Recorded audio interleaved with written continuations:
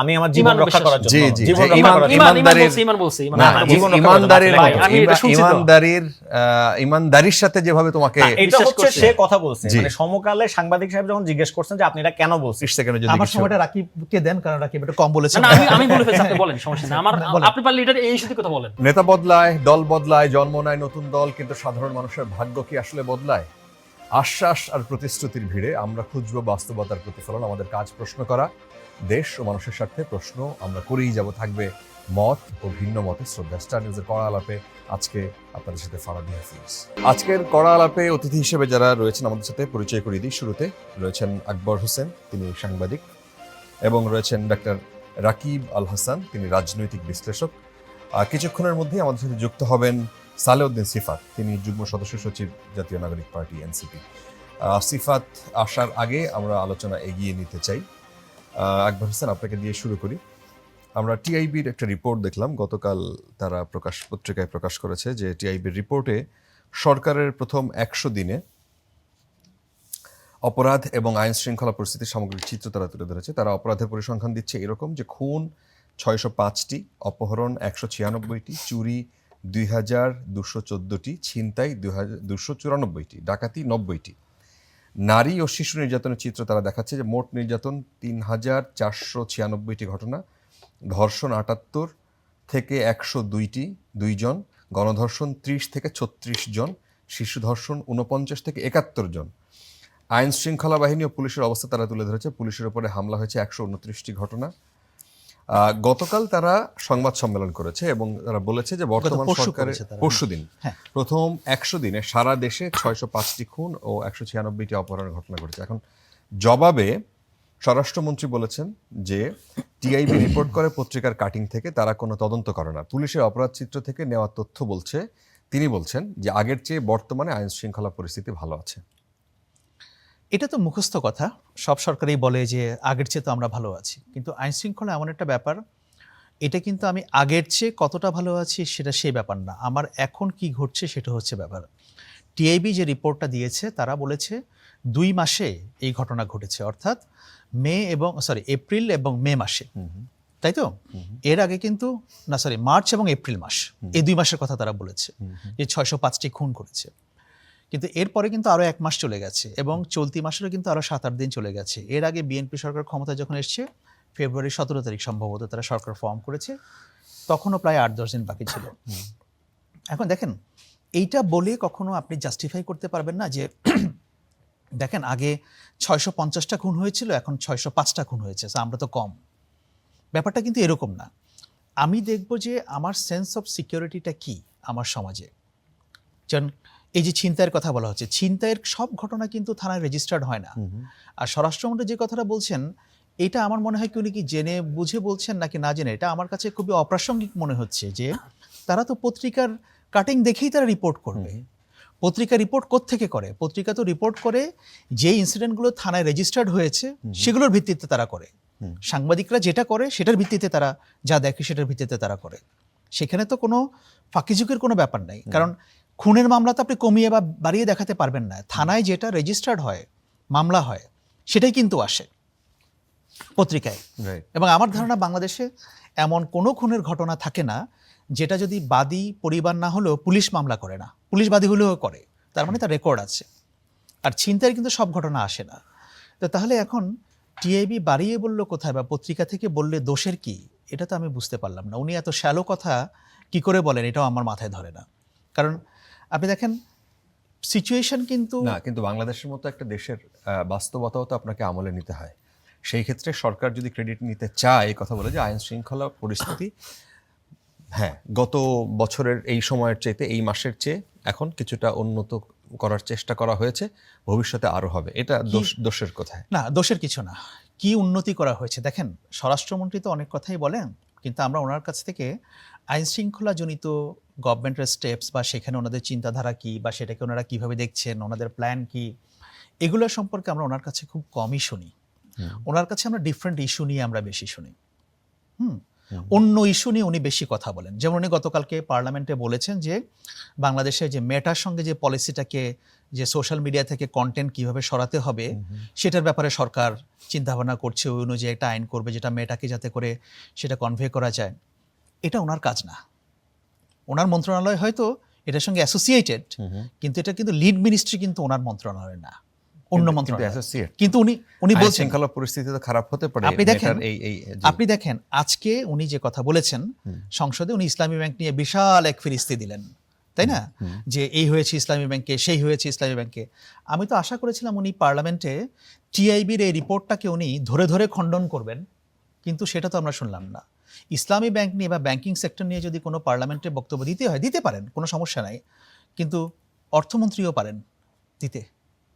কিন্তু আমরা দেখছি যে গভর্নমেন্টের অনেক পলিসি ডিসিশনে সালাউদ্দিন সাহেব উনি বলছেন, কিন্তু উনি ওনার নিজের যে নিজের উপর অর্পিত যে দায়িত্ব আইন শৃঙ্খলা পরিস্থিতিকে মেনটেইন করা, সেটার ক্ষেত্রে ওনার একটা আমি ইনডিফারেন্স দেখতে পাচ্ছি। আমি হয়তো ভুলও হতে পারি, আমি অ্যাজ এ লেম্যান বা সাধারণ নাগরিক হিসাবে আমি বাইরে থেকে যেটা দেখছি আমি সেটাই বলবো, সেটাই আমি বলতে চাইব। এখন উনি বলেছিলেন না যে বাংলাদেশে মব বলে কিছু থাকবে না, তো কি করে 69টা মবের ঘটনা ঘটলো? কতজন মারা গেল না? 42 জন না 50 জনের কথা বলছে টিআইবি। হ্যাঁ, এবং টিআইবি তো পাল্টা স্টেটমেন্ট দিয়ে বলেছে যে সরকার যা বলছে বা পুলিশ যা বলছে, স্বরাষ্ট্রমন্ত্রী যা বলছেন, ইটস নট রাইট। তো এখন এটার আমার মনে হয় যে ওনার বডি ল্যাঙ্গুয়েজ দেখে বা বিভিন্ন কিছু দেখে আমার কেন জানি মনে হয় he is not very comfortable with the home ministry. না, হয়তো আমি আবারও বলছি যে আমরা কিন্তু জাজ করবো ওনার ল্যাঙ্গুয়েজ, উনি কোন ইস্যুগুলো নিয়ে বেশি কথা বলেন, ওনার বডি ল্যাঙ্গুয়েজ কি, সব কিছু দেখে আমার মনে হয় কি he is not very comfortable with the home ministry and he is busy with something else. এবং আমরা ওনার কাছে এক্সপেক্ট করব যে ওনার সরকার, দেখেন প্রধানমন্ত্রী কিন্তু ওনাকে দায়িত্ব দিয়েছিলেন যখন, আমি খুবই ব্যক্তিগতভাবে আশাবাদী হয়েছিলাম।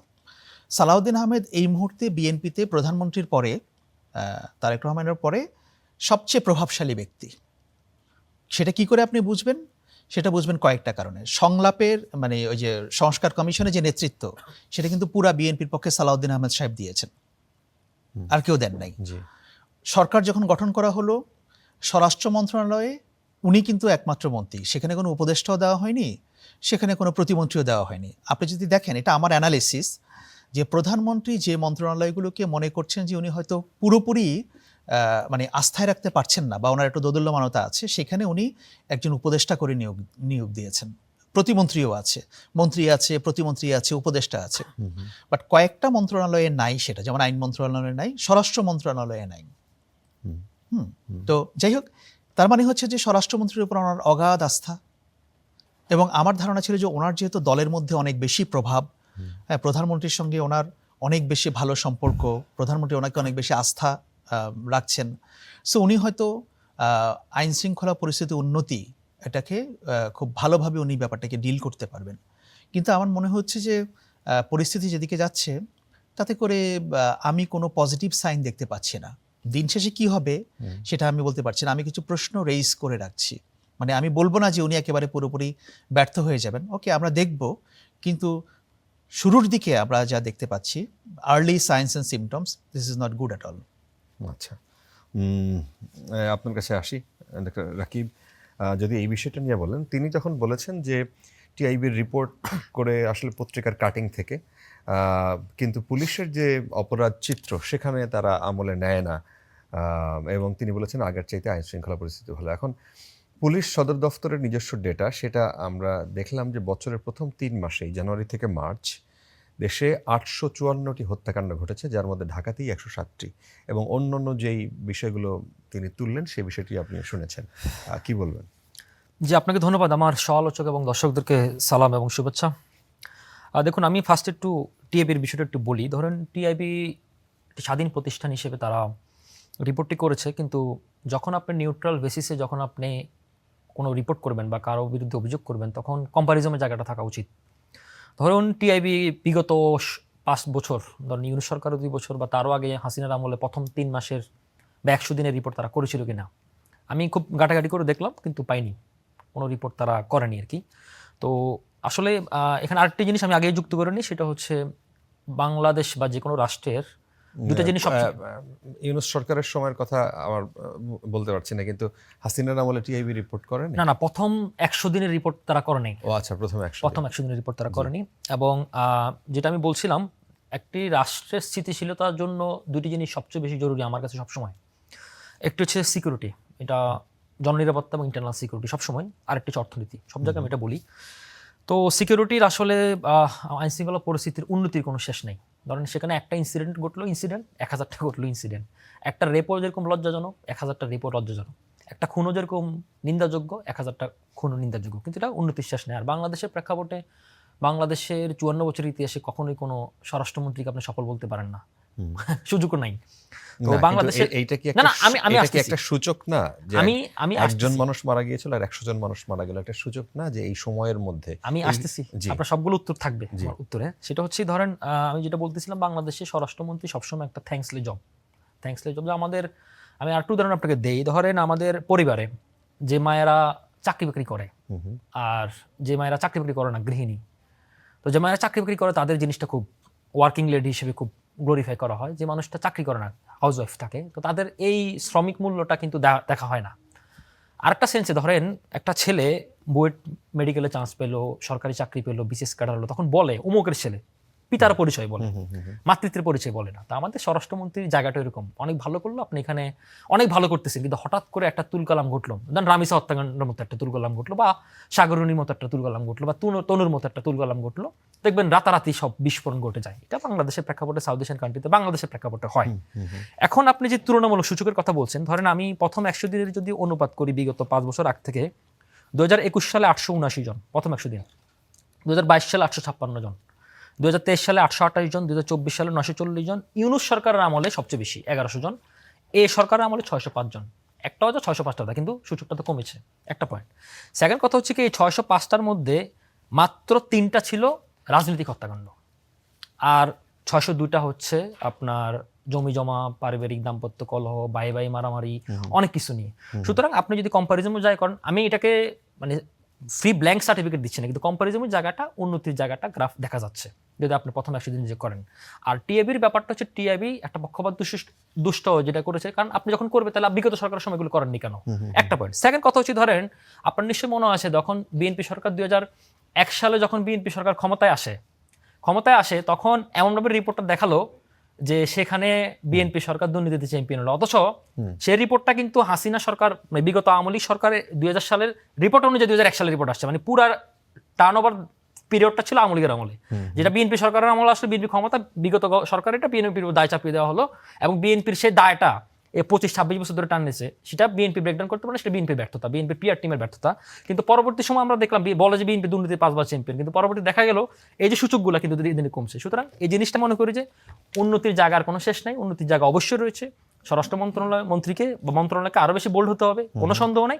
কিন্তু এই গ্রাফ সূচকটাতে বলে যে আগের তুলনায় আমরা ইমপ্রুভমেন্ট বলতে পারি। আর একটা কথা আমি শেষ করি, সেটা হচ্ছে একটা 3 মাস বয়সী সরকার বা 3 মাস বয়সী মন্ত্রীকে আপনি সাফল্যের চূড়ায় পৌঁছাতে পারবেন না, ব্যর্থতার কারণে ফেলেও দিতে পারবেন না। তো সেই জায়গা থেকে আমরা ওয়েট এন্ড সি। আর একটা কথা আকবর ভাই যেটা বলছে, সেটা অ্যাড্রেস না করলেই না, সেটা বলছেন যে এখানে ওনাকে প্রতিমন্ত্রী দেওয়া হয় না এবং উপদেষ্টা দেওয়া হয় না। এমন অনেক মন্ত্রী রয়েছে যারা 3-4টা মন্ত্রী রয়েছে। সুতরাং এটা মাননীয় প্রধানমন্ত্রী তিনি উল্লেখ করেছেন যে বাজেটের পরে অথবা 6 মাস পরবর্তী সময়ে মন্ত্রণালয় গুঞ্জন শোনা যাচ্ছে অনেক মন্ত্রী যুক্ত করা হবে। সুতরাং এটাকে এখানে আনার প্রাসঙ্গিকভাবে আমি মনে করি না। তো উন্নতি শেষ না, আমি আগেই বলছি, কিন্তু যে এই যে ট্যাগিং করা বা এই যে আপনার স্টিগমাটাইজ করা, সেটা হচ্ছে না ঠিকভাবে, মানে অ্যাপ্রোপ্রিয়েট যাচাই হচ্ছে না। টিআইবির ক্ষেত্রে আমি বলবো যে টিআইবি সবসময় এই সুযোগগুলো খোঁজে পক্ষপাত দুষ্ট জিনিসগুলো করার জন্য। আপনি যখন করবেন নিউট্রাল জায়গা থেকে, তখন আপনার প্রিভিয়াস অ্যাক্টিভিটিটা ওইভাবে থাকা দরকার বলে আমি মনে করি। তো আকবর ভাই যুক্ত করবেন? হ্যাঁ, যেমন আমি কিন্তু এটা বলেছি যে আপনি যে প্রসঙ্গটা বললেন না যে স্বরাষ্ট্রমন্ত্রীর ওই বিষয়টা নিয়ে, দেখেন আমি এটাকে একটা হোলিস্টিক অ্যাপ্রোচ থেকে বলছি।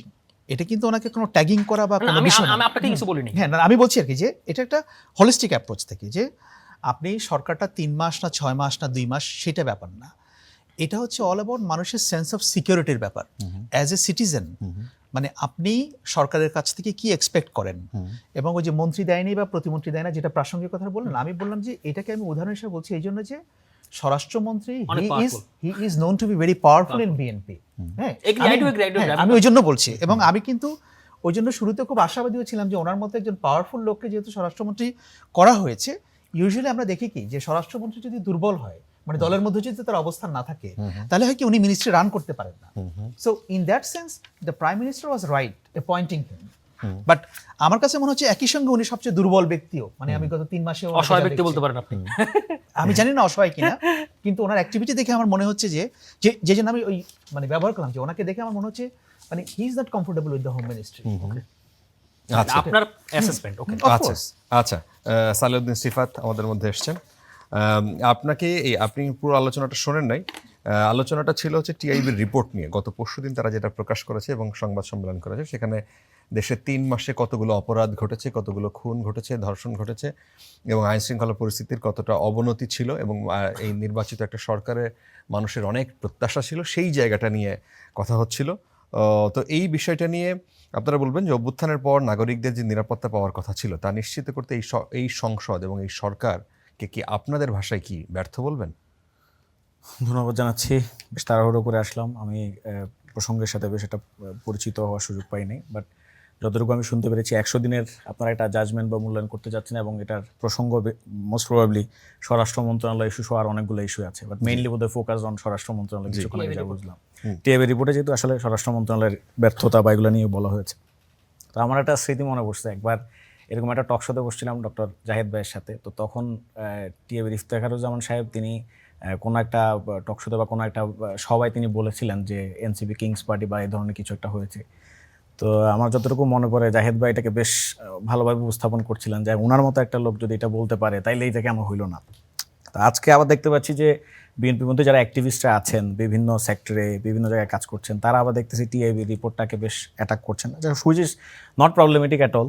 আপনি আপনার জায়গা থেকে করতেই পারেন, রাজনৈতিক জায়গা থেকে। তো মানে বারবার চেঞ্জ হয় আর কি মতামতগুলো। আমি আসলে টিআইবি রিপোর্ট অনুযায়ী বলবো না, আবার টিআইবি রিপোর্টের বাইরে কিছু বলবো না। আমি আমার পার্টির জায়গা থেকে বা আমি ব্যক্তিগত জায়গা থেকে আমি যেটা দেখি সরকারের রাষ্ট্র পরিচালনা বা স্বরাষ্ট্র পরিচালনার ব্যর্থতা, ঘাটতি বা তারা কতটুকু সফল, সেই জায়গা থেকে যদি আমি বলি, আমার যেটা মনে হচ্ছে যে স্বরাষ্ট্রমন্ত্রী সাহেব তিনি তার নিজের কাজের বাইরে তিনি অন্যান্য কাজ নিয়ে অনেক বেশি ফোকাসড। মানে ধরেন আপনার সংবিধানে কি থাকবে থাকবে না, ইসলামী ব্যাংক কি জামাতের থাকবে কি জামাতের থাকবে না, জামাত ইসলাম কি ইসলাম না, মির্জা ফখরুল ইসলাম আলমগীর কি ইসলাম, মানে আপনি যখন দুনিয়ার সমস্ত বিষয়কে আপনি ডিল করবেন। আবার ধরেন উনি সীমান্ত হত্যা নিয়ে খুব একটা মানে পারিভাষিক এমন একটা কথা বলছেন যেটা কোনোভাবে অ্যাকসেপ্টেবল ছিল না, এবং ওনার মতো একজন বিদগ্ধ বিজ্ঞ আইনজ্ঞর কাছ থেকে এরা সম্পূর্ণ অনভিপ্রেত এবং অপ্রত্যাশিত ছিল।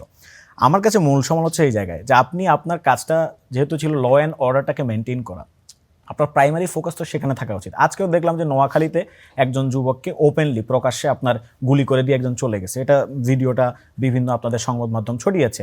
আমি গতকাল রাত্রে দেখলাম যে রাজধানীতেই এই যে আশপাশে হয়তো মগবাজার বা আশপাশেই একজন তাদেরই বিএনপিরই একজন নেতা আরেকজনের হাতে হয়তো খুন হয়েছেন, ছুরিকাঘাতে খুন হয়েছেন। এছাড়াও মানে আপনি অহরহ এই যে গুলি করার ঘটনা, তারপর হচ্ছে কি এগুলো আপনি অহরহ দেখতে পাবেন। এবং এখানে তো আরেকটা বিষয় লক্ষণীয়, সেটা হচ্ছে আপনি মানে আওয়ামী লীগের যে তাদের যে আপনার সন্ত্রাসী কর্মকাণ্ড, তো সেগুলোকে আপনি ঠেকাতে পারছেন কিনা। আপনি ধরেন স্বরাষ্ট্র মন্ত্রণালয়ের মন্ত্রী সাহেব তিনি ভ্রমণ করে সীতাকুণ্ড চলে গেছেন, সেখানে একটা জঙ্গল সলিমপুর আছে, রাষ্ট্রের ভিতরে একটা রাষ্ট্র আছে। তো আপনি জঙ্গল সলিমপুরের প্রবলেম তো পরে সলভ করবেন, আপনি আপনার বাংলাদেশে বা আপনার ঢাকা শহরে বা অন্যান্য জায়গায় যেখানে খুবই অ্যাকুইট কিছু law and order situation deteriorate করছে, সেগুলি নিয়ে তো আপনার কাজ করা উচিত। মানে জঙ্গল সলিমপুরে আলাদা একটা কেজিএফ আছে, ওটাকে আপনি ডিল করবেন, ঠিক আছে ডিল করতে পারবেন, বাট আপনি আপনার মেইন সমস্যাটা আমার মনে হচ্ছে ফোকাস না। সীমান্ত হত্যা নিয়ে উনি একটা কথা বলে ফেলেছেন যেটা আমি মনে করি যে এখানে সামনে নিয়ে আসা প্রয়োজন। মানে এটাও হয়েছে এই কারণে যে উনি অনেক বিষয় নিয়ে আসলে ব্যাসেট উইথ। আমি আসলে এটা বলতে চাচ্ছিলাম এই কারণে আমার মাঝে মাঝে মনে হয় যে আসলে স্বরাষ্ট্রমন্ত্রী সাহেব বোধহয় মানে লোনলি পার্সন, মানে তাকে বোধহয় বিএনপি সকল দায়িত্ব দিয়ে দিছে, কারণ হচ্ছে অন্য মন্ত্রণালয় অন্য মন্ত্রীরা হয়তো এটা সামলাইতে পারছে না। ওই দিন দেখলাম সংসদে আমাদের ইকবাল মাহমুদ টুকু সাহেব, মানে বিদ্যুৎ এবং জ্বালানি মন্ত্রী, উনি মানে লোডশেডিং এর যে মানে লোডশেডিং যে হচ্ছে না এটা বুঝাইতে গিয়ে উনি একটা বিদ্যুৎ স্পৃষ্টতার ঘটনায় দেখলাম উনি হা করে হেসে উঠছেন আর কি। তো মানে উনারা যে ইনসেনসিটিভ কথাবার্তা বলেন, তো সেই জায়গায় আমি এটা আগেও বলছি, আমার মনে হচ্ছে যে হয়তো সালাউদ্দিন সাহেবকে দিলে উনি একটু কম ইনসেনসিটিভ কথাবার্তা বলে, উনি একটু হয়তো সংবেদনশীলভাবে মানে উনার মোটামুটি একটা যৌক্তিক লজিক্যাল জায়গা হাজির করার চেষ্টা করেন। এই কারণে বোধহয় বিএনপি সরকার তার সমস্ত দায়িত্ব, সেটা আপনার সীমান্ত হত্যা নিয়ে কথা বলা হোক বা এটা তো আপনি আপনার ফরেন মিনিস্টার কথা বলবে যে আপনি এটা সীমান্ত হত্যা, এটা সীমান্ত হত্যা না, বা আপনার সীমান্ত হত্যা কমানো দরকার। হ্যাঁ না আছে আমি বলতেছি না, আমি বুঝতে পেরেছি, মানে রেসপন্সিবিলিটি আছে, আমি নাই যেটা বলছি না, কিন্তু উনি তো এই যে রেসপন্সিবিলিটি পালন করতে কোথায় ব্যর্থ হয়েছেন আমি সেই জায়গাটা তুলে ধরতে চাচ্ছি আর কি। মানে রেসপন্সিবিলিটি পালন করতে গিয়ে উনি বলে ফেলছেন এমন একটা কথা যে সীমান্ত যদি ভারতের অভ্যন্তরে কেউ যদি গুলি করে মারে বিএসএফ সেটা নাকি সীমান্ত হত্যা না, যেটা আপনি ইন্টারন্যাশনাল নর্মস, আপনার প্র্যাকটিস, লিগ্যাল নর্মস সবগুলোর বাইরে গিয়ে তিনি কথা বলছেন। আমি বলতে চাচ্ছি উনি এই কথা বললেন কেন বা ভুল করলেন কেন? তার কারণ হচ্ছে উনাকে আপনি দায়িত্ব দিয়ে রাখছেন দুনিয়ার সব বিষয়ে, এবং উনি আপনার একটা আইনমন্ত্রী আছে, সেই আইনমন্ত্রী সংবিধান বিষয়ে কম জানে, সংবিধান বিষয়ে ব্যাখ্যা দেওয়া হচ্ছে আপনার স্বরাষ্ট্রমন্ত্রী। আপনার ধরেন আপনার এই যে অন্য সকল ইস্যুতে মানে অর্থমন্ত্রী আপনার ব্যাংক নিয়ে বলবে, তো সেখানেও আপনার ব্যাখ্যা দেওয়া লাগে আপনার স্বরাষ্ট্রমন্ত্রীকে। তো আসলে আমি বুঝতে পারি না এটা কি আসলে বিএনপির ব্যর্থতা কিনা, যে সে তার অন্য আরো লোকজন যারা খুবই কেপেবল তাদেরকে পয়দা করতে পারে না এরকম কিছু, নাকি হচ্ছে গিয়ে অন্য আরেকজনকে বেশি দায়িত্ব একজন মানুষ দিয়েছে? যদি ক্যাপেবল হয়, তিনি যদি মুখপাত্র কোনো হন, সমস্যা তিনি নাই, যদি- একজন মানুষ যদি কেপেবল হয় তাকে আপনি 100টা মন্ত্রণালয় চালাইতে দেন, কোনো সমস্যা নেই, কিন্তু তার সমালোচনা ওইরকম হবে। তখন আপনি আবার কান্দাকাটি করতে পারবেন না, হ্যাঁ খালি আমার সমালোচনা করেন, এই কান্দাকাটি আপনি করতে পারবেন না। আপনি যদি বলেন যে আপনি 100 মন্ত্রণালয় চালাবেন, তাহলে 100 মন্ত্রণালয় যেখানে যেখানে ফেলিওর হবে সেখানে সেখানে আপনাকে ধরা হবে, এটাই খুব স্বাভাবিক না, বিষয়। কিন্তু কে কান্নাকাটি করেছে কোথায়? মানে কান্নাকাটি আপনার এই যে বিএনপির অ্যাক্টিভিস্টই তো বলে, মানে বিএনপির অ্যাক্টিভিস্টরা বলে যে হ্যাঁ আপনারা কথায় কথায় সালাউদ্দিন সাহেবকে গালি দেন, সালাউদ্দিন সাহেবকে কটাক্ষ করেন, সমালোচনা করেন। এখন সালাউদ্দিন সাহেব যদি 10টা মন্ত্রণালয় চালাইতে চায় বা তাদের স্পোক্স পার্সন হয়ে ওঠে, তাহলে সেটার ব্যর্থতার দায়ভার ওনাকে নিতে হবে না? সেটার ব্যর্থতার জন্য ওনাকে সবাই কথা শোনাবে না? এটাই তো স্বাভাবিক। আচ্ছা, তিনি তার যে ব্যর্থতার কথা বললেন, ডাক্তার রাকিব তিনি বলছিলেন তার আগে যে এই একই সময় যদি আগের সরকারের সাথে, ডক্টর ইউনূসের সরকারের সাথে কিংবা শেখ হাসিনার আগের আমলের সাথে যদি তুলনা করেন, ওই 100 দিনের রিপোর্ট অনুযায়ী যেই পরিমাণ ধরেন অপরাধ হয়েছে সেই তুলনায় কম হয়েছে। প্রত্যাশা বেশি ছিল, কিন্তু একেবারে উনি পূরণ করতে পারেন নাই, হয়তো ভবিষ্যতে সেটা করবেন, কিন্তু কম যে হয়েছে সেটা তো আপনারা স্বীকার করতে চান না। না, আমি এখানে স্বীকার অস্বীকারের কিছু না। আপনার ধরেন আমি নিজে বরং আরো এটা লিখেছি যে মানে যারা এটাকে খুব মানে হাইপ দিতে চায় আর কি, যে মানে আপনি যদি আওয়ামী লীগের আমলের এইগুলো যদি আপনি আলোচনায় না নিয়ে আসেন, তাহলে তো আপনি বিএনপি সরকারকে বুঝতে পারবেন না। আমি তো বিএনপি সরকারকে একদম আইসোলেটেডলি দেখি না যে এটা আপনি আওয়ামী লীগের মতো আমরা ক্রিটিক করতে হবে, এই জায়গা থেকে তো আমি দেখতে চাচ্ছি না, আমি এখনো দেখিও না। তো সেই ক্রিটিকটা মানে সেই জায়গাটা আছে, সমর্থনে সেই জায়গাটা আছে। মানে আপনি এখানে বিএনপি সে যদি ভুল করে আমি সমাধান করে দেবো, শুধরে দিব, কিন্তু সেটাকে আপনার আওয়ামী লীগ আমলে মানে আওয়ামী লীগ আমলের সাথে তুলনা করে বলবো, এটা হবে না। কিন্তু কথা হচ্ছে তার যে টার্ন, তার যে অভিমুখ, সেটা আস্তে আস্তে সেদিকে যাচ্ছে। স্বরাষ্ট্রমন্ত্রী ওই দিন বোধহয় দাঁড়ায় কোথায় বলছেন যে হার্মফুল কন্টেন্ট বোধহয় রুখার জন্য তারা ফেসবুককে বলবেন বা অমুককে বলবেন। হ্যাঁ, তো এগুলা কিন্তু ওই দিকে টার্ন নেয় আস্তে আস্তে, আপনি ওই টেন্ডেন্সি কিন্তু আস্তে আস্তে আপনি লালন করছেন। এবং আপনার ধরেন এই যে এখন এই যে বেটিং বা জুয়া প্রতিরোধী যে আইন, সেখানে এই আইনটার মধ্যে আপনি যদি খেয়াল করেন, এই আইনটা সামনে হয়তো ড্রাফট আকারে সামনে হাজির হবে এবং সংসদে হয়তো পাস হবে। এটার মধ্যে আপনি দেখবেন যে আপনার আমাদের যে আইসিটির অধিকার যে হরণ, মানে আমাদের যে ইন্টারনেটের অধিকার হরণ, ডিজিটাল সিকিউরিটি যে আমাদের হরণ, এবং সেটাকে যে একটা সিকিউরিটাইজ অবস্থায় নিয়ে যাওয়া, এখানে কিন্তু অ্যান্টি বেটিং ল যেটা করা হচ্ছে, যদিও নাম দেওয়া হচ্ছে এটা অ্যান্টি বেটিং ল, কিন্তু সেটার মাঝে যথেষ্ট পরিমাণ এই এলিমেন্টসগুলো আছে। তো সেই জায়গাগুলো অবশ্যই আলোচনার দাবি রাখে। আচ্ছা, আমি অন্য একটা প্রসঙ্গে যেতে চাই, যদি এর পেছনে কোনো কথা না থাকে। যেটা আমি বলছি যে দেখেন, ওই যে কম্প্যারিজন দেওয়াটা, এটা একদিক থেকে হয়তো ঠিক আছে, মানে ওই আর্গুমেন্টটাও এটা অ্যাকসেপ্টেবল, কিন্তু আপনি কম্প্যারিজন খুব বেশি দিতে পারবেন না। আওয়ামী লীগ টানা 17 বছর বলতো যে বিএনপি এই করছে, বিএনপি সেই করছে, বলতো না? তাই বলে কি তাদের দায়মুক্তি হয়েছিল? হয় নাই তো। সুতরাং আমরা পুরনো জিনিস দিব না। আমার তো কথা হচ্ছে ভাই যে তুমি অধম তাই বলে আমি উত্তম হইব না কেন, তাই না? আমি তো এই পরিসংখ্যানটা দিতে পারবো না যে ভাই তোমার সময় 650টা খুন হয়েছে, আমার সময় 605টা, 45টা কিন্তু কম। সো এইটা দিয়ে তো হবে না। রাকিব যেটা বললেন হি ইজ ভেরি রাইট, যে খুন একটা হলেও খুন, 10টা হলেও খুন, এটার কোনো সীমা পরিসীমা নাই যে ভালোর কত ভালো হবে। কিন্তু আমি বলছি যে এই যখন পরিস্থিতি হয়, তখন যেটা দাঁড়ায় যে মানুষের মধ্যে একটা সেন্স অফ ইনসিকিউরিটি তৈরি হয়। আর স্বরাষ্ট্রমন্ত্রীর ব্যাপারটা আমি একটু অন্য অ্যাঙ্গেল থেকেও দেখতে চাই।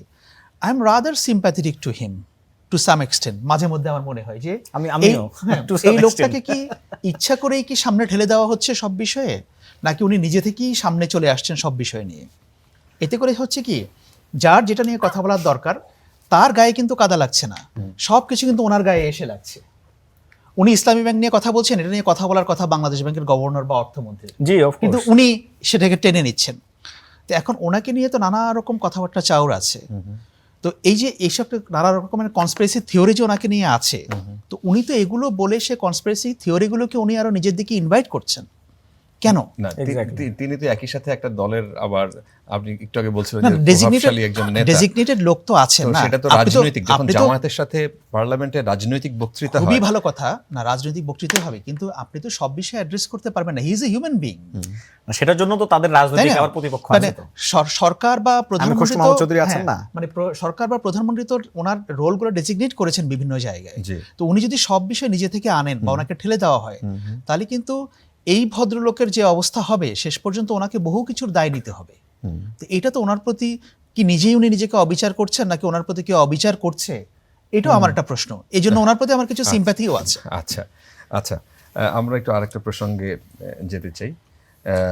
সরকার এখন বলছে যে শর্ত পূরণ করে আওয়ামী লীগের পদধারী নেতারা স্থানীয় সরকার নির্বাচনে অংশ নিতে পারবে, কিন্তু আইনজীবী সমিতির নির্বাচনগুলোতে আওয়ামীপন্থী আইনজীবীদের অংশ নেয়ার ক্ষেত্রে বাধা দেওয়ার অভিযোগ উঠেছিল। বিএনপি গণতন্ত্র ও নাগরিক অধিকার বিবেচনায় মুখে বাধা বা দেওয়ার কথা বললেও মাঠ পর্যায়ে কি আওয়ামী লীগ নেতাদের নির্বাচনে অংশ নেওয়াটা কতটা সহজ হবে? মানে আজকে আপনি আমাদের তথ্য উপদেষ্টা তিনি বলেছেন এই বিষয়ে যে যদি কেউ আওয়ামী লীগের রাজনীতির সাথে ছিল, কিন্তু তিনি এখন তার কোনো ওইভাবে সমস্যা নাই, কিন্তু তিনি যদি এখন নির্বাচনে অংশ নিতে চান, সেই ক্ষেত্রে কেন আপনি তাকে কিভাবে বাধা দেবেন? এই বিষয়টা আমি সিফাত আপনাকে দিয়ে শুরু করি। না, আমি যেটা বলতে চাই প্রথমত হচ্ছে যে বিএনপি তার অন্যান্য যে নির্বাচন, জাতীয় নির্বাচন বাদে অন্যান্য যে নির্বাচনগুলো দিছে, let's forget about Awami League.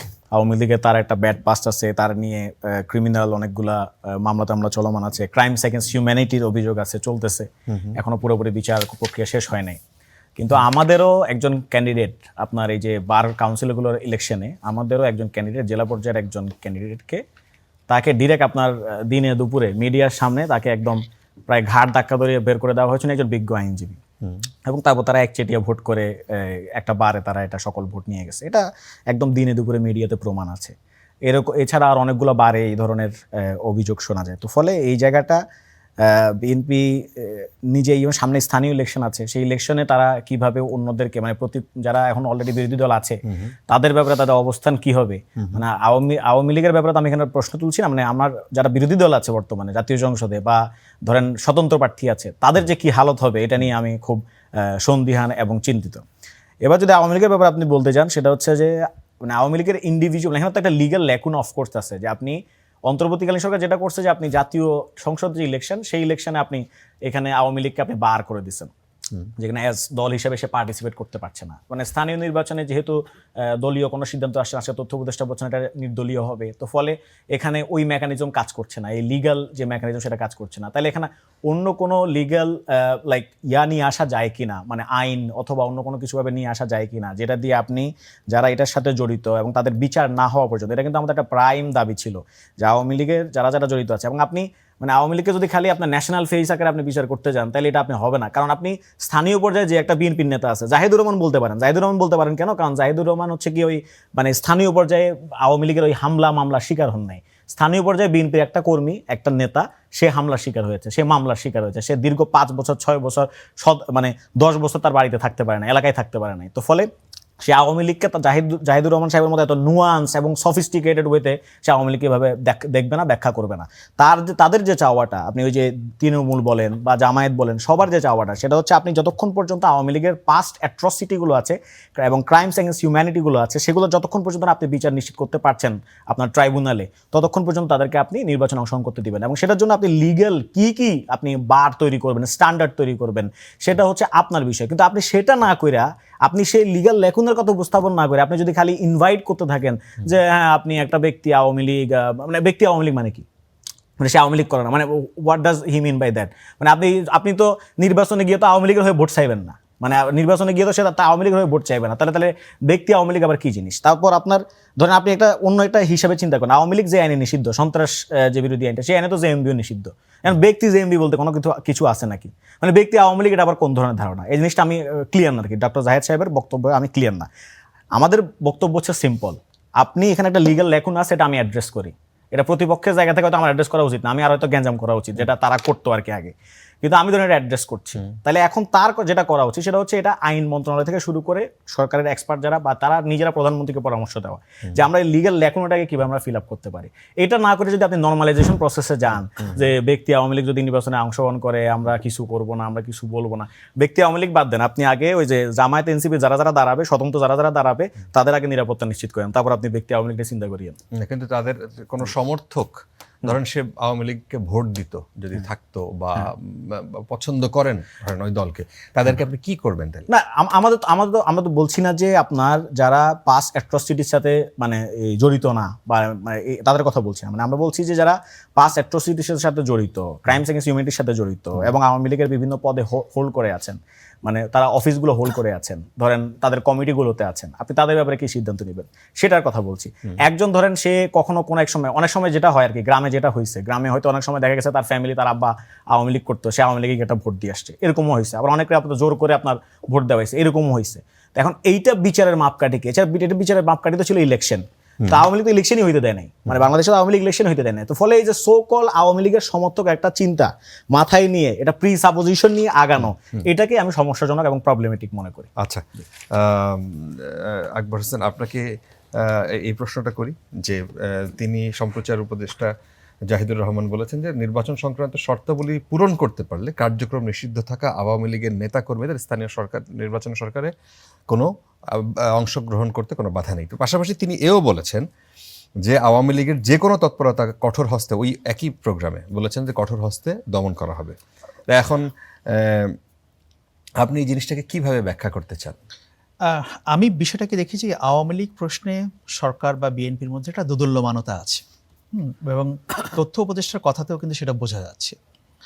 যেমন আমি যেটা বলবো সেটা হচ্ছে যে দেখুন, লাস্ট 17 ইয়ার্সে বিএনপির মধ্যে দুটা জায়গায় তারা সবচেয়ে বেশি সাফার করেছে। এক হচ্ছে জিয়া পরিবার, আর হচ্ছে মাঠ পর্যায়ের যে কর্মী সে। ট্রু। যে ওই লক্ষ্মীপুর জেলা উপজেলা আওয়ামী লীগ বিএনপি সভাপতি, বা ওই যে চট্টগ্রাম ইউনিয়নের সভাপতি বা এরকম, এবং জিয়া পরিবার, এই পরিবারটাকে তো মানে ধ্বংস করার একেবারে সব প্রচেষ্টা নেওয়া হয়েছিল। এবং এলাকার সেই কর্মীটা, বিএনপির মাঝখানের যারা আছে তারা কিন্তু খুব একটা সাফার করেনি। তারা তখনও 60 টাকা ইনকাম করেছে অনেকে, এখন 100 টাকা করছে। হ্যাঁ, তারা আওয়ামী লীগের ব্যবসা পাহারা দিয়েছে। আমি একটা উদাহরণ বলি। একবার আমি একটা জেলায় গেলাম, তখন তুমুল আন্দোলন 2018 সালের ইলেকশনের আগে পরে। তো সেখানে গিয়ে শুনলাম যে স্থানীয় সেই বিএনপি নেতা প্রভাবশালী, তাকে আওয়ামী লীগের লোকই, মানে আওয়ামী লীগের এমপি তাকে প্রতি মাসে 5 লাখ টাকা করে দেয় দলের খরচ চালানোর জন্য। এবং সে আওয়ামী লীগের লোককে বুদ্ধি পরামর্শ দেয়। তবে মাশাআল্লাহ ওই ভদ্রলোক এখন মন্ত্রিসভায় আছেন। তো এখন হয়তো আমরা নাম বলবো না, কিন্তু সময় হয়তো যখন আসবে হ্যাঁ। তো যাই হোক, এখন যেহেতু প্রমাণ নাই, হ্যাঁ, যে কিন্তু এই ঘটনাগুলো তো আমরা জানি ভাই, আমরা তো মাঠ পর্যায়ে ঘুরে ঘুরে বাংলাদেশে 64টা জেলায় ঘুরে এসে এগুলো দেখছি। সো জাহেদ সাহেব এখানে যেটা বলবেন, জাহেদ সাহেবের তো বিএনপি অ্যাফিলিয়েশন খুব নতুন, একেবারে পুরনো না, তো অনেক বেশি পুরনো না। সো ওনার একটা ওয়ে অফ থিঙ্কিং একরকম, আর ইউনিয়ন পর্যায়ে যে কর্মীটা তার থিঙ্কিংটা আরেক রকম। সো বিএনপির এখানে একটা সমন্বয় করতে হবে, এবং এই সমন্বয়টা বিএনপি কিভাবে করবে এটাই বিএনপি এখন তার এই দোদুল্যমানতার মধ্যে তারা আছে। তবে আওয়ামী লীগ প্রশ্নে আমি যেটা বলতে চাই যে আওয়ামী লীগের ক্ষেত্রে আমার কাছে যেটা মনে হয় যে দেখেন, একটা রিকনসিলিয়েশন আমাদের সোসাইটিতে হওয়া উচিত। সেটা কিভাবে হবে? রিকনসিলিয়েশন তো এমনি হয় না, আপনাকে আগে ভুল স্বীকার করতে হয়, যারা অপরাধী তাদের বিচার হতে হয়, দেন যাদের হাতে রক্তের দাগ নাই, বা যারা কোনো ব্যাপক আকারে করাপশন করে নাই, বা ক্রিমিনাল অ্যাক্টিভিটির সঙ্গে যারা জড়িত ছিল না, বা যারা সমাজে ঘৃণা ছড়ায় না, এই লোকগুলা কারা? এরা আমাদের আশপাশের লোক। এরা দেখবেন কেউ আপনার বন্ধু, আমার পরিবারের লোক, আমার আত্মীয়, তাই না, বাংলাদেশ। কিন্তু ব্যাপার হচ্ছে যে সেটাকে আপনি কিভাবে অ্যাড্রেস করবেন। ধরেন আপনি কিছুই করলেন না, এখন ধরেন কথার কথা যে শরীয়তপুর জেলা উপজেলা আওয়ামী লীগের সভাপতি, সে একটা পোস্ট হোল্ড করে আছে, কিন্তু সে ব্যক্তিগতভাবে এখন ইলেকশন করতে যাবে, কারণ সরকার কি তাকে অ্যালাউ করবে ইলেকশন করার জন্য? তাই না, এগুলো তো পরিষ্কার হওয়ার বিষয় আছে। সো এই জন্য আমি বলছি যে আওয়ামী লীগ প্রশ্নে বিএনপির একটা দোদুল্যমানতা আছে। বিএনপি একবার ভাবে যে আওয়ামী লীগের প্রতি হার্ড হব, আবার মনে করে যে না, একটু ছেড়ে দিব, ছেড়ে দিলে জামায়াতকে একটু শিক্ষা দেওয়া যাবে, যেহেতু জামায়াতের এনসিপি আওয়ামী লীগের ভয় সবচেয়ে বেশি পায়। বিএনপি অতটা ভয় পায় না আওয়ামী লীগকেও। আপনি দেখবেন যে, কারণ আওয়ামী লীগের লোকজনও কিন্তু এখন বিএনপির ব্যাপারে অত ক্রিটিক না, তারা মনে করে যে যা দোষ হচ্ছে ইউনূস সরকারের, বিএনপি অভ্যুত্থানের সঙ্গে জড়িত না, বিএনপি ভালো, খারাপ হয়েছে গিয়ে ইউনূস। এনসিপি তাই হ্যাঁ, এনসিপি, জামায়াত, এটাকে তারা আলাদা করতে চায়। আসলে বাস্তবতা তো তাই না, বিএনপি তো এই অভ্যুত্থানের সবচেয়ে সামনের সারির দল, তাই না? বিএনপির মানে পোস্টধারী ছাত্র দলের, যুব দলের প্রচুর ছেলে পেলে মারা গেছে গত 17 বছরে, তারা সবচেয়ে অনেক বেশি স্যাক্রিফাইস করেছে।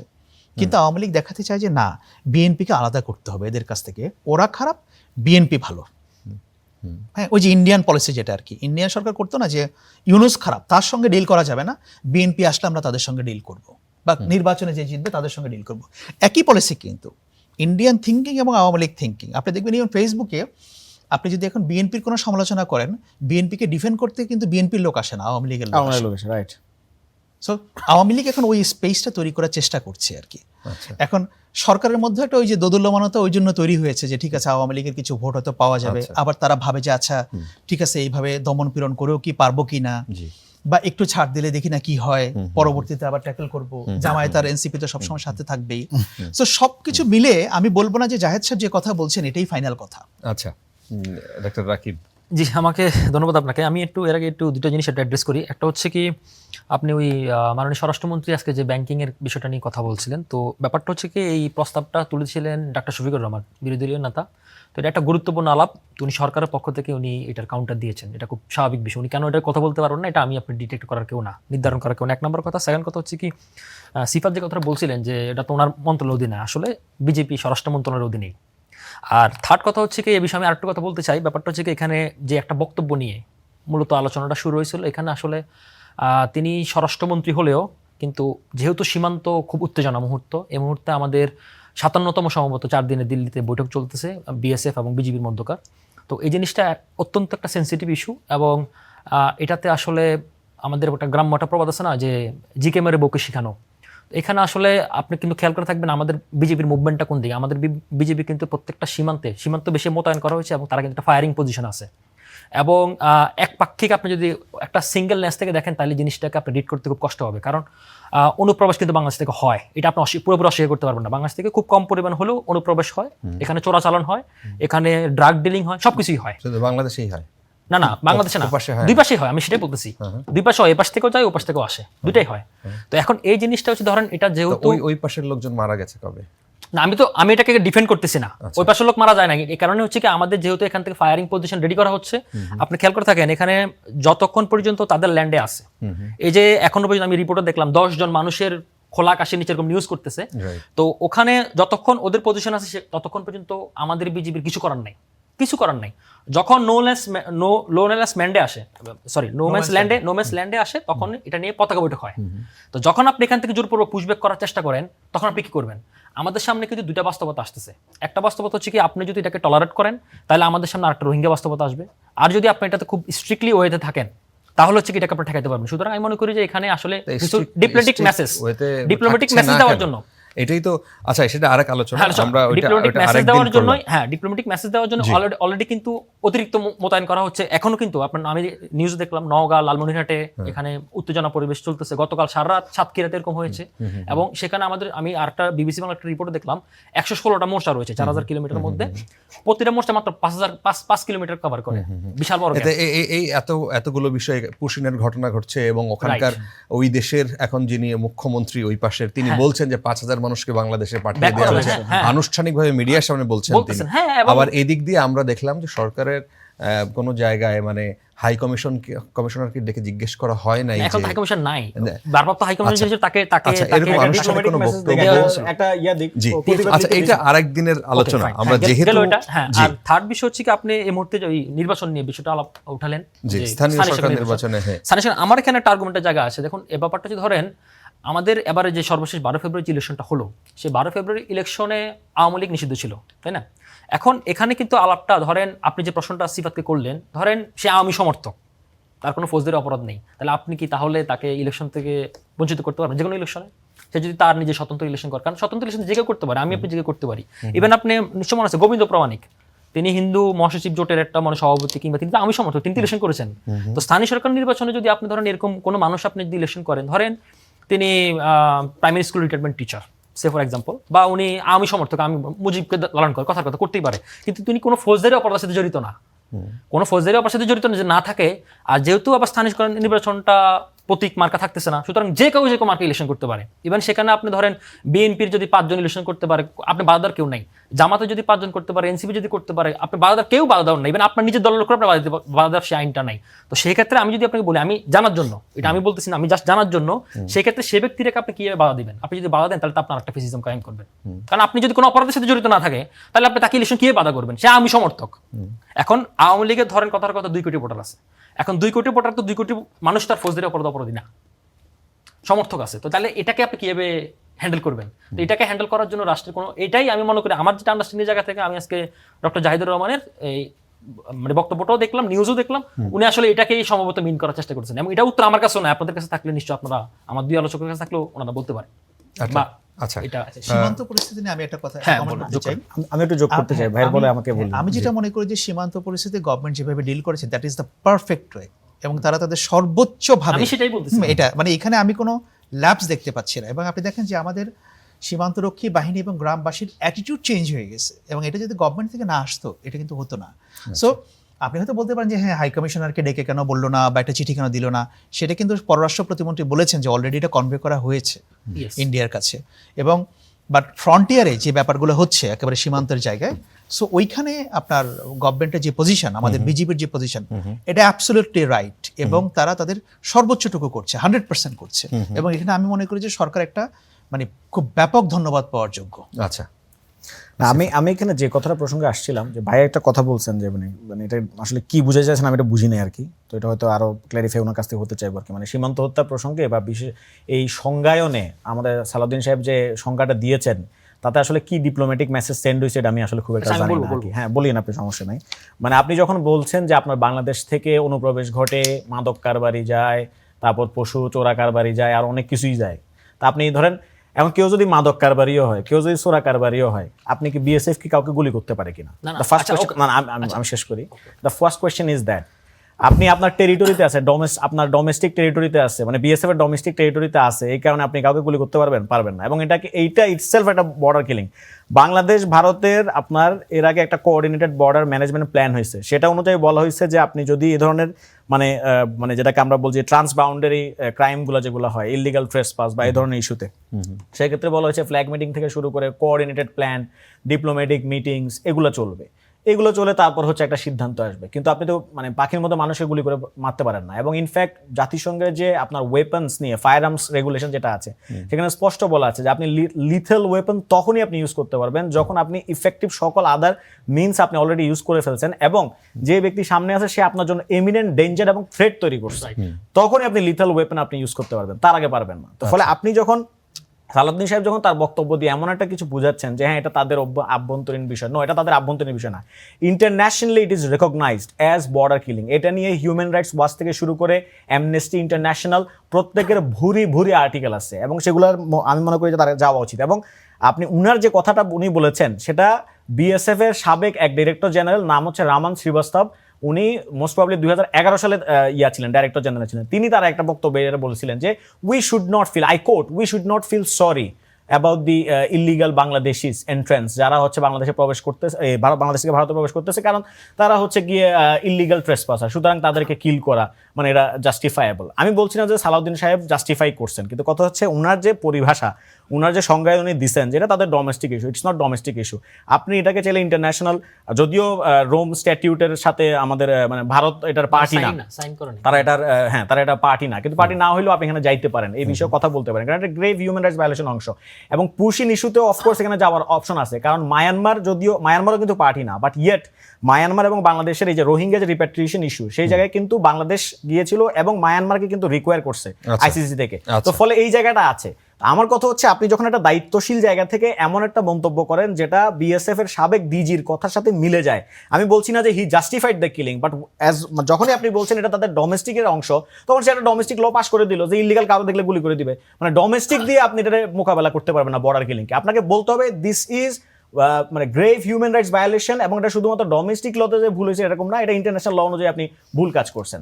That's how Salauddin Ahmed should define this crime, specific crime. আচ্ছা, আমরা যদিও আলোচনার টপিক এটা ছিল না, আমাদের অন্য আরেকটা প্রসঙ্গ ছিল, আমি সেই জায়গায় আবার ফিরতে চাই। ডাক্তার রাকিব একটু আগে বললেন যে ধরেন আওয়ামী লীগের 2 কোটি ভোটার আছে, তারা যদি এখন নির্বাচন করতে চায়, আপনি কোন কোন আইনে তাদেরকে ঠেকাবেন? সেই প্রসঙ্গে সেই উত্তরটা তো আমি প্রথমেই দিয়ে দিয়েছি। আমার কথা হচ্ছে, আপনি এই যে সমর্থক, প্রথমত এই যে সোকল সমর্থক বা ভোটার আছে, এই যে একটা প্রিজাম্পশন, আমি এই প্রিজাম্পশনটাকে প্রবলেমেটিক মনে করি না। আমি বলি, আমি আসছি, ওয়েট, আপনি তো আপনার কথা বলছেন, আপনি এখন তো আমাকে এটা করা ঠিক না। তো আপনার এই প্রিজাম্পশনটাকে আমি প্রবলেমেটিক মনে করি, যে আপনি ধরে নিচ্ছেন যে বাংলাদেশের কিছু লোক আওয়ামী লীগের সমর্থক, বাংলাদেশের কিছু লোক হচ্ছে কি আওয়ামী লীগের সাথে কানেক্টেড, বাংলাদেশের কিছু লোক আওয়ামী লীগ করে না, ধরে আমি শেষ করি। না, হইতেই পারে। আমি তো বললাম, আমি নিজেই আমার বক্তব্যে উদাহরণ দিয়েছি। ধরেন বললাম না যে পারিবারিক ভাবে কেউ এমনি আওয়ামী লীগের সাপোর্ট করে, পারিবারিক ভাবে ধরেন আমার বাপ আওয়ামী লীগ করছে, এইভাবে হিসাব করে অনেকে আওয়ামী লীগের ভোট দেয়, এরকম হইতেই পারে। আর ইস্যুটা হচ্ছে যে আপনি যখন বলছেন যে এখানে ডক্টর জাহেদের কথা গুরুত্বপূর্ণ হচ্ছে এই কারণে, আমরা যে প্রসঙ্গ থেকে এখানে আসছি, যে উনি বলতেছেন যে কেউ যদি ব্যক্তি আওয়ামী লীগ হয়, হ্যাঁ, ব্যক্তি আওয়ামী লীগ তো আপনি সুযোগ নেই, আপনি তো ভাই পার্টির একটা মানে পোস্ট হোল্ড করতেছেন। আমি তো বলছি যে আপনি অফিসিয়াল পজিশন হোল্ড করে আপনি ইলেকশনে যাইতে পারবেন না। এখন আপনি যদি সমর্থক যদি আপনি হন, ফর এক্সাম্পল আপনি, হ্যাঁ, আপনার হয়তো আওয়ামী লীগের ওবায়দুল কাদের ভালো লাগে বা কারোর ভালো লাগে, এবং আপনি ইলেকশনে হয়তো দাঁড়াইছেন এবং আপনার বিরুদ্ধে ধরুন পাস্ট অ্যাট্রোসিটি বা ক্রাইম এগেইনস্ট হিউম্যানিটি কোনো অংশ নাই, বাট এটা তো আপনি লিগ্যাল জায়গাচ্ছে, এখানে একটা লিগ্যাল জায়গায় আমরা আলাপ করছি, কিন্তু এটা লিগ্যাল জায়গাচ্ছে আমরা যখন ট্রুথ অ্যান্ড রিকনসিলিয়েশন কমিশনে আলাপ দিচ্ছি, এটা সেখান পর্যন্ত যাবে, সেটা সেখানে পর্যন্ত এক্সটেন্ড করবে। কারণ আপনি বাংলাদেশে এমন একটা অবস্থা এখন বর্তমানে আমরা দাঁড়িয়ে আছি যেখানে আপনার রিকনসিলিয়েশন প্রসেসটা শুরু হয় না। কারণ রিকনসিলিয়েশন প্রসেস শুরু হবে কেমনে? আপনার এখানে তো জাস্টিসই কায়েম হয় না। আপনার জাস্টিস কায়েম হওয়ার পর আপনি আসবেন। এখন যেই সমর্থক, ধরেন কোনো একজন সমর্থক আছে, আমি পার্সোনালি বলছি, কোনো একজন সমর্থক আছে, সে ধরেন বলছে যে হাসিনা ভুল করে নাই, হাসিনা ঠিক করছে, গুলি, যেমন অনেকে এখন টেলিভিশন টকশোতে এসে বলে, আপনাদের এখানে এসে একজন বলে গেছে মঞ্জুর আলম পান্না, যে হচ্ছে গিয়ে আপনারা কোথায় হেলিকপ্টার থেকে গুলি করছে। এই ধরনের সমর্থক যদি আপনি ইলেকশন করতে চায়, আমি যদিও লিগ্যাল কোনো মেকানিজম আবার নাই, এবং আমি বলছি যে একটা লিগ্যাল মেকানিজম হওয়া উচিত এবং এই লিগ্যাল ল্যাকুনাটা ঠিক করা উচিত, এটা হচ্ছে আমার সাজেশন। বাট আমি তো এটা সমর্থন করি না politically, I cannot withhold it, like আমি এটাকে সমর্থন করতে পারবো না। মানে আপনি আওয়ামী লীগের মত এখন প্রচার করবেন, প্রকাশ করবেন, আপনি বলবেন যে জুলাইতে কোনো গণহত্যা হয় নাই, আপনি আওয়ামী লীগের পক্ষে দাঁড়াবেন এখন পর্যন্ত, এবং শেখ হাসিনাকে আপনি বলবেন যে শেখ হাসিনা 1400 মানুষ হত্যা করে নাই, জাতিসংঘের রিপোর্ট ভুয়া, জাতিসংঘ ভুল করছে, ইউনুস জাতিসংঘের রিপোর্ট ফিট করাইছে, আপনি এই ধরনের একটা সমর্থক, আর আপনি স্থানীয় সরকার নির্বাচন ইলেকশন করবেন। আচ্ছা, আমি বাদ দিলাম, আপনি এই প্রশ্নটা বিএনপির একটা তৃণমূলের ইউনিয়নের যে চেয়ারম্যান পদপ্রার্থী, তাকে এই প্রশ্নটা করেন, সে যদি রাজি হয় তাহলে আমি এই ব্যাপারে কথা বলতে।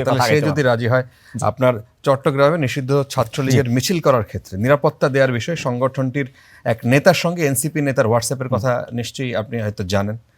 আপনার দলের একজন এনসিপি নেতার সাথে তিনি ফোন আলাপ কি হয়েছে সেটা নিশ্চয়ই জেনে গেছেন। তো তারা এখন অনুমতি নিচ্ছে এবং তারাও যে আমি প্রোটেকশন দিচ্ছি, যে হ্যাঁ তুমি মিছিল করো, টাইমিং বলে দিচ্ছে, হ্যাঁ কার সাথে কথা বলতে হবে, কোন কোন নেতার সাথে, প্রোটেকশন সব ব্যবস্থা করে দিচ্ছি, তোমরাও বাবা আমাকে দেখে রাখো আর কি, নিরাপত্তা দিও।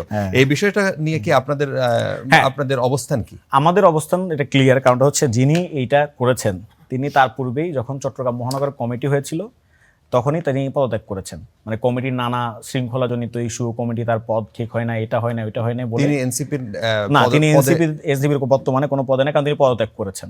ঠিক আছে, এবং আমরা এখন বর্তমানে যেটা সুপারিশ করছি, তাহলে সে কোন বলে তার কাছ থেকে অনুমতি নেয় এবং অনুমতি দেওয়ার না, এটা হয়তো আপনি জানেন না, সেটা হচ্ছে যে এইটা বোধহয় আরো আগের ঘটনা, এটা কিন্তু রিসেন্টের ঘটনা না, এটা হচ্ছে এটা রিপোর্টেই আছে, 5 আগস্টের পরে তো ঘটনা। হ্যাঁ, 5 আগস্টের পরে ঘটনা, যেটা যখন সামনে আসছে, মানে আমাদের কাছে সামনে তো আসছে এই মুহূর্তে, আমরা তো এটা আগে তো খুঁজে পাইনি। আমরা তার ইতিপূর্বে তার একটা শৃঙ্খলাজনিত ইস্যুর কারণে আমরা ইতিপূর্বে তাকে একবার সাংগঠনিক শোকজ এবং তাকে যেটা সাময়িক বহিষ্কার সেটা করেছিলাম। পরবর্তী তিনি আবার সংগঠনে ব্যাক করেছিলেন। এটা তো এই বিষয়টা সামনে আসলো বলে এটা বলছেন। এখন ভেতরে তার মানে আপনি যদি ভেতরে যদি কোনো কিছু এরকম খুঁজে পান এবং সেখানে যদি আমার অ্যাকশন না দেখেন, তাইলে আপনি আমাকে প্রশ্ন করতে পারেন। আপনি যদি আমার অ্যাকশন দেখেন তাহলে তো মানে এইটা তো কোনো মানে ইয়া হইতে পারে, আমি উত্তর দিতে আপনাকে পারবো না, কারণ আপনি আমাকে দেখবেন যে আমার কোনো অ্যাকশন আছে কিনা। ধরেন আমি তো ধরেন বাংলাদেশে আমার যে সংগঠন, আমার সংগঠনের কেউ যে কোনো অপরাধ করবেন আমি সেটা বলছি না, অপরাধের আমি সাফাই গাইতে বসি নাই, আমার সংগঠনে অপরাধ করতেই পারে, স্বাভাবিক। এখন যদি অপরাধ করে তাহলে আমি কি তার সাফাই গাচ্ছি, নাকি সে যদি অপরাধ করে থাকে আমি তার মানে যথাযথ বিচারের কথা বলছি, কিংবা তার বিরুদ্ধে আমি সাংগঠনিক ব্যবস্থা নিচ্ছি কিনা, দ্যাট ইজ হোয়াট ম্যাটার্স। কিন্তু আপনি আমাকে ধরেন এই প্রশ্নটা করছেন, আমি আশা করবো যে আপনি বিএনপিকে এই প্রশ্নটা করবেন যে ফেনীতে কিছুদিন আগে একটা নিউজ বের হয়েছে যেখানে ছাত্রদলের সভাপতি রাকিব ভাই সহ আর অনেকে ফোন দিয়েছেন, একজন ছাত্রদল নেতাকে আওয়ামী লীগ আমলে তাকে আপনার এলাকা ছাড়া করেছিল আওয়ামী লীগের কিছু লোকজন। তো সে এখনো পর্যন্ত কিন্তু এলাকার বাইরে রিক্সা চালিয়ে তার জীবন জীবিকা নির্বাহ করছে। পরবর্তীতে রাকিব ভাই অথবা বিএনপির বড় কোনো নেতা তাকে ফোন করার পরে সেই ভিকটিম বলতেছে যে ভাই এলাকায় কেন যাবো, বড় বড় নেতা বলছে যে তুমি এলাকায় যাও কোনো সমস্যা হবে না, আচ্ছা। ভিকটিম বলছে আমি এলাকায় কেমনে যাবো। আচ্ছা। যারা ওই সময় আওয়ামী লীগ করে আমাকে বের করছে তারা তো এখন বিএনপি করে, আচ্ছা। এখনো আছে, ভিডিওটা এখনো আছে। সো সেই So, সেই জিনিস বিএনপি করলে এনসিপি এটা করতে No, করতে আমি পারে, তো সেটা ব্যাপারটা বলি এরকম নাই। না, আপনি কিন্তু এটা কিন্তু একটা টুইস্ট ভাই, আমি কিন্তু বলি নাই যে আমরা সেটা করছি, আমি কিন্তু বলেছি যে আমি আমাদের যদি এই ধরনের কোনো অভিযোগ আসে আচ্ছা। সেটা আমরা ব্যবস্থা নিই। আপনি আচ্ছা। এটা এই প্রশ্নটা করবেন বিএনপি কে, আচ্ছা। যে আসলে বিএনপি কে এই ব্যবস্থা ওকে নিচ্ছে কিনা। ডাক্তার রাকিব 30 সেকেন্ড আমাদের হাতে সময়। একেবারে কম দিচ্ছেন। যাক আমি শেষ কথা একটু শেষ করি, সেটা হচ্ছে ধরেন ওই সিফাত যে কথাগুলো বলছিলেন যে সালাউদ্দিন সাহেবের বক্তব্য বর্ডার কিনে নিয়ে, আমি জাস্ট 3 সেকেন্ড আর একটু শেষ করি। বক্তব্যের কন্টেস্টটা আপনি দেবো, কোন টাইম উনি কথা বলে বলছে, সবগুলো রাইট, আমি এটা নিয়ে কোনো ডিসএগ্রি করতেছি না, কিন্তু আমার বলার কথাটা হচ্ছে কি উনি আসলে ধরেন আপনার এখান থেকে এখন বাংলাদেশকে একটা টাফ অ্যাকশনে যেতে হবে, বাংলাদেশ থেকে যখন যদি এখান থেকে বিজেপি গুলি চালায় তখন সেটা তো বর্ডার কিলিং হবে। তো সেটাকে ডিপ্লোম্যাটিক টোনগুলো এরকম, মেসেজগুলো এরকম যে তুমি চালালে আমি পাল্টা চালাবো, এই ম্যাচটাই আসলে উনি ক্যারি করার জন্য এটা বলছেন। এক নম্বর কথা। সেকেন্ড কথা হচ্ছে কি যেটা আমি বলতেছিলাম যে ওই মানে হুজ্জাতুল ইসলাম সাইদ সম্ভবত ওনার নাম, চিটাগাঙ্গের যিনি সহসাংগঠনিক সম্পাদক, আমি ওর সিফাতের মুক্তি মাত্র শুনলাম যে পদে নেই, কিন্তু আমি সমকালের রিপোর্টটাতে দেখলাম, আমি রিপোর্ট বেসিস বলতেছি যে সে এখনো এই পদে রয়েছে, হ্যাঁ, এবং উনি সমকালের রিপোর্ট করছে, এটা true। সমকালের রিপোর্টে আমি দেখলাম। তো সেখানে দেখলাম যে তাকে মানে আবার বলতেছে যে আমি ইমান রক্ষা করার জন্য, এই জাতীয় একটা কথা বলেছে। না সেটা বলে না, সেখানে বলছে যে আমি আমার জীবন ইমান রক্ষা বিশ্বাস। করার জন্য, জি, জি, জীবন জি, রক্ষা করার জন্য। ইমান বলছে না, জীবন রক্ষা করার জন্য। ইমানদারির ভাই, আমি এটা শুনছি তো। ইমানদারির সাথে যেভাবে তোমাকে না, এটা বিশ্বাস হচ্ছে করছে। সে কথা বলছে, জি। মানে সমকালে সাংবাদিক সাহেব যখন জিজ্ঞেস করছেন যে আপনি এটা কেন বলছেন, তখন সে আবার উত্তর দিছে যে এই আমাকে এই নাম্বার থেকে ফোন করে আগে হুমকি দেওয়া হয়েছে, নুরুল আজিম রনি নামে একটা চিটংয়ের মানে বিখ্যাত ছাত্রলীগ মাফিয়া আছে। তো তখন সে বলছে যে এই নাম্বার থেকে হুমকি আসার কারণে আমি গিয়া বলছি আচ্ছা ঠিক আছে আপনারা যা ইচ্ছা তাই করেন, এটা বলছে। But we are not basically মানে তার সাবস্ক্রাইবিং হিজ আচ্ছা, কমেন্টস, আচ্ছা। আমি জাস্ট বললাম আর কি, আচ্ছা, clarify পরিষ্কার। করলাম। যাই হোক, আমরা মানে ওই যেটা আপনি প্রশ্ন করলেন যে আরেকটা কথা শেষ করি, সেটা হচ্ছে কি যে কথাটা বলছে সিফাত, যে কথাটা ধরেন আপনি মানে নৈতিকভাবে আমিও সমর্থন ওদেরকে নির্বাচন করার অংশ রিকনসিলিয়েশন ছাড়া করতে পারবো না, কিন্তু ধরেন নতুন আইন করে রেট্রোস্পেক্টিভে কি নতুন করে বিচার করা যাবে কিনা বাংলাদেশে, নতুন আইন করে বিচার করা হচ্ছে না, এখানে বিচার করা হচ্ছে না। না রেট্রোস্পেক্টিভ শুনেন ভাই, হ্যাঁ, বলেন। আমি বলি আচ্ছা। লতে রেট্রোস্পেক্টিভ প্রসপেক্টিভ ব্যাপার আছে, হ্যাঁ, কিন্তু রেট্রোস্পেক্টিভ আপনার তো ইলেকশন তো সামনে, আপনি রেট্রোস্পেক্টিভ দিবেন কেন? আপনি পিছনের ঘটনার কারণে তাকে না, পিছনের সমর্থকের কারণে তাকে আপনি বিচার করবেন কি, মানে আইন করতে পারবেন কিনা, এই আইন সাপোর্টিভ কিনা। আমি জানতে চাই, আমি জানতে চাই ধরেন আপনি সমর্থকের কারণে, আমি নৈতিকভাবে চাই না যে তারা অংশগ্রহণ করুক, কিন্তু আপনি লিগ্যাল ওয়ে থেকে আপনি দেখতে পারবেন কিনা, ধরেন সমর্থক হিসেবে, আমি তো প্রশ্নটা রাখি, Right. সমর্থক হিসেবে আপনি পারেন ধন্যবাদ, কিনা, ধন্যবাদ। সমর্থক হিসেবে আপনি পারেন কিনা, জি। সেটা তো পারেন না আসলে। জি। তো এটা যদি আপনি করতে চান তাহলে আটটা ফেসিজম কায়েম হয়ে যাবে। 30 সেকেন্ডে যদি আমার কিছু- সময়টা রাকিবকে দেন, কারণ রাকিব একটু কম বলেছেন। না আমি বলে ফেলছি, আপনি বলেন, সমস্যা নেই আমার, বলেন। আপনি পারলে এটা এই ইস্যুতে কথা বলেন, আমি যে প্রশ্ন করি না না মানে ওই প্রসঙ্গেই যদি আপনার ওই প্রসঙ্গে কথা আপনি থাকে কিছু আমরা বলেন। শেষ করি পারে বিষয়টা কিনা? দিয়ে। না না আমি রাকিবের কথার সঙ্গে এগ্রি করি, যেটা আমি শুরুতেই বললাম যে দেখেন যাদের হাতে রক্তের দাগ নাই বা ক্রিমিনাল অফেন্স নাই, একদম তাদের ব্যাপারে তো আমাদের একটা রিকনসিলিয়েশনে যেতে হবে, বাট সেটার একটা প্রসেস আছে। হ্যাঁ, এবং যেই লোকটা এখন আওয়ামী লীগের তো একটা ক্ষুদ্র হলে একটা সমর্থন গোষ্ঠী আছে, ধরেন আপনি ধরে নেন যে 10% বা 15%, তাহলে এই লোকগুলোকে আপনি কি করবেন?